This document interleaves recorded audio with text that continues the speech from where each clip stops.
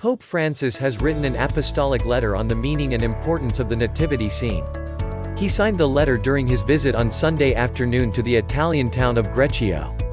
Greccio is the mountain village where Saint Francis of Assisi created the first crib scene in 1223 to commemorate the birth of Jesus. Pope Francis returned to the town on Sunday to deliver his apostolic letter entitled Admirabile Signum, an enchanting image. The Latin title of the letter refers to the enchanting image of the Christmas creche, one that never ceases to arouse amazement and wonder, writes the Pope. The depiction of Jesus' birth is itself a simple and joyful proclamation of the mystery of the incarnation of the Son of God, he says. A living gospel. The nativity scene is like a living gospel rising up from the pages of sacred scripture, continues Pope Francis. Contemplating the Christmas story is like setting out on a spiritual journey, drawn by the humility of the God who became man in order to encounter every man and woman. So great is his love for us, writes the Pope, that he became one of us, so that we in turn might become one with him. A family tradition. The Pope hopes this letter will encourage the family tradition of preparing the nativity scene, but also the custom of setting it up in the workplace, in schools, hospitals, prisons and town squares. Praising the imagination and creativity that goes into these small masterpieces, Pope Francis says he hopes this custom will never be lost, and that, wherever it has fallen into disuse, it can be rediscovered and revived. The Gospel origin of the creche. Pope Francis recalls the origin of the Christmas creche as related in the Gospels. Coming into this world, the Son of God was laid in the place where animals feed. Hay became the first bed of the one who would reveal himself as the bread come down from heaven. The nativity scene evokes a number of the mysteries of Jesus' life and brings them close to our own daily lives, writes the Pope. St. Francis's creche in Greccio. Pope Francis takes us back to the Italian town of Greccio, which St. Francis visited in the year 1223. The caves he saw there reminded him of the countryside of Bethlehem. On the 25th of December, friars and local people came together, bringing flowers and torches, writes the Pope. When Francis arrived, he found a manger full of hay, an ox and a donkey. A priest celebrated the Eucharist over the manger, showing the bond between the incarnation of the Son of God and the Eucharist. The start of the tradition. This is how our tradition began, continues Pope Francis, with everyone gathered in joy around the cave, with no distance between the original event and those sharing in its mystery. With the simplicity of that sign, St. Francis carried out a great work of evangelization, he writes. His teaching continues today to offer a simple yet authentic means of portraying the beauty of our faith. A sign of God's tender love. Pope Francis explains that the Christmas creche moves us so deeply because it shows God's tender love. From the time of its Franciscan origins, the nativity scene has invited us to feel and touch the poverty that God's Son took upon himself in the Incarnation, writes the Pope.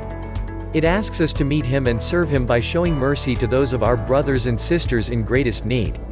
The meaning of the creche elements. Pope Francis reflects on the meaning behind the elements that make up the nativity scene. He begins with the background of a starry sky wrapped in the darkness and silence of night. We think of when we have experienced the darkness of night, he says, yet even then, God does not abandon us. His closeness brings light where there is darkness and shows the way to those dwelling in the shadow of suffering. The landscape. The Pope then writes about the landscapes that often include ancient ruins or buildings.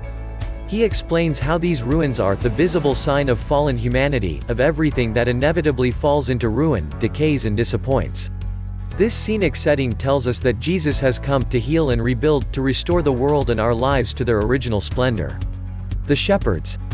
Turning to the shepherds, Pope Francis writes that, unlike so many other people, busy about many things, the shepherds become the first to see the most essential thing of all, the gift of salvation.